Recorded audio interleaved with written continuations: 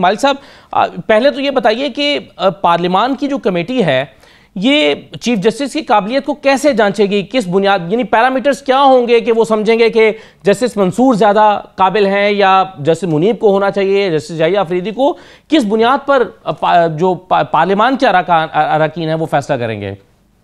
मेरा ख्याल है जी बेसिक तो क्राइटेरियन एक ही होगा कि इनका ख्याल ये था कि बहुत ज़्यादा रिलीफ मिल रही है कोर्ट से पीटीआई को और खान साहब को, और ये वो बैलेंस क्रिएट करना चाहते हैं कि कैसा हम सेटअप बनाएं कि जिसमें कम से कम उनको एक्स्ट्रा रिलीफ मिलनी बंद हो जाए।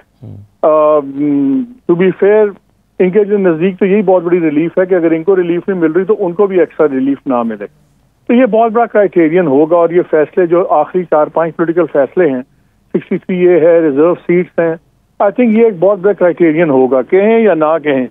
लेकिन जाहिर है इनको ये उन जजेस से बहुत अनकंफर्टेबल होंगे कि जिन्होंने 63A का फैसला किया, जिन्होंने रिजर्व सीट का फैसला किया, और वो दोनों चीजें जो हैं वो मंसूर शाह साहब के अगेंस्ट, जिसको कहते हैं स्ट्राइक 1 बेसबॉल वाली, स्ट्राइक 1 स्ट्राइक 2।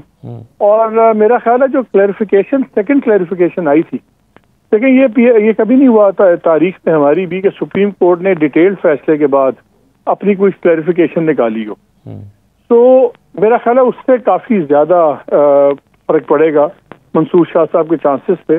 और अगर कल आप उनकी तकरीर भी सुने, ख्वाजा आसिफ साहब की जो कल तकरीर थी पार्लियामान में जी, उसमें भी उन्होंने काफी हार्ड हिटिंग की थी कि जी एक ग्रुप है जजेस का जो ये फैसले कर रहे हैं, वो कर रहे हैं, वो अपना ग्रुप रखना चाहते हैं, वो अपनी बात करते हैं। और एक बात अगर मैं पैराफ्रेज करूं तो गवर्नमेंट का स्टांस ये है कि जी हम बालादस्ती, ये अदलिया बालादस्ती चाहती है, हम कहते हैं आप आजाद रहें लेकिन बालादस्त ना हो।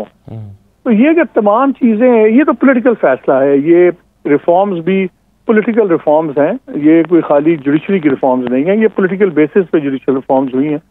तो मेरा ख्याल है कि इसके अंदर शायद फायज ईसा साहब कॉम्प्रोमाइज के तौर पे आगे आ जाएंगे, बिकॉज मुनीब अख्तर तो डेफिनेटली बाहर हैं। अभी तक 50-50 नजर आ रहा है हमारा मंसूर अली शाह साहब पे, basically is a decent man, लेकिन ये 2-3 फैसले ऐसे हुए हैं कि जिसपे ये अनकंफर्टेबल है गवर्नमेंट। तो मुझे तो इनका झुकाव लगेगा कि जाहिया साहब की तरफ आ जाएं। अगरचे ये भी बात होती है कि जी जस्टिस जाहिया, मंसूर अली शाह साहब और अतर मनिल्ला साहब ये एक ही लॉ फर्म के पार्टनर्स हैं, लेकिन जाहिया साहब पे कंट्रोवर्सी कोई नहीं है। सो लेट्स सी, हो सकता है ये मंसूर अली शाह साहब को इसलिए ले आए कि देखें बाकी चीजें तो उनके हाथ से निकल गई हैं ना अब, क्योंकि अब जितने भी पॉलिटिकल मामलात हैं वो तो जाएंगे, जो कॉन्स्टिट्यूशनल मैटर्स हैं कॉन्स्टिट्यूशनल बेंचेस में जाएंगे, वो गवर्नमेंट के एब्सोल्यूट कंट्रोल में होगी उसकी कॉम्पोजिशन वगैरह। तो अब हो भी सकता है कि मंसूर अली शाह साहब को बना दें, क्योंकि जितने आईनी मामलात हैं वो उनके हाथ से निकल गए। So even though they might not like him, लेकिन सिर्फ लॉयर्स को चुप कराने के लिए, देखिए लॉयर्स ने क्या कहा है सब ने, अगर वो ना बने तो हम तहरीक चलाएंगे। पीटीआई का आज का बयान है कि जी अगर सीनियर तरीन जज ना बना तो हम तहरीक चलाएंगे। अगर ये मंसूर अली शाह साहब को बना भी देते हैं तो कोई क़यामत नहीं आएगी, क्योंकि पावर्स तो निकल गई हैं उनके हाथ से कॉन्स्टिट्यूशनल मैटर्स डिसाइड करने के। तो हो सकता है कि अब मंसूर अली शाह साहब हो जाएं, बिकॉज उनके पास वो डैमेज करने की इनके पास पावर नहीं है किसी भी सुप्रीम कोर्ट के जस्टिस के पास, वो पावर चली गई है टू कॉन्स्टिट्यूशनल बेंचेस। सही है, लेकिन सर इसमें आज जो पीटीआई ने बॉयकॉट किया है इस कमेटी का, अगरचे उन्होंने पहले नाम दे दिए अपने 3 लोगों के, लेकिन आज वो कमेटी में नहीं गए। वो समझते हैं कि इससे हम इस पूरा प्रोसेस को लेजिटिमाइज कर देंगे। आपके ख्याल में ये पीटीआई की मूव कैसी? तो कर दिया ना, कल आप आए, आपने कहा जुडिशियल रिफॉर्म्स जाली हैं, लेकिन उसमें आके आपने वोटिंग में हिस्सा भी लिया। आपने जब नए की बात होती थी तो आपने खड़े होके काउंट भी करवाया अपने आप को।